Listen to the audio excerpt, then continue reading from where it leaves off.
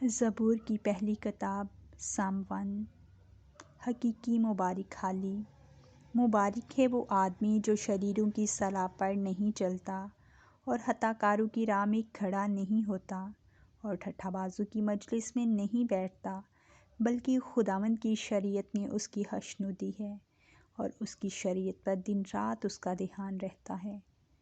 وہ اس درخت کی مانند ہوگا جو پانی کی ندیوں کے پاس لگایا گیا ہے، جو اپنے وقت پر پھلتا ہے اور جس کا پتا بھی نہیں مرجھاتا۔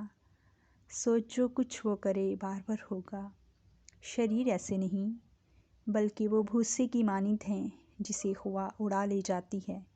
اس لیے شریر عدالت میں قائم نہ رہیں گے، نہ خطا کار صادقوں کی جماعت میں، کیونکہ خداوند صادقوں کی راہ جانتا ہے، پر شریروں کی راہ نابود ہو جائے گی۔ آمین۔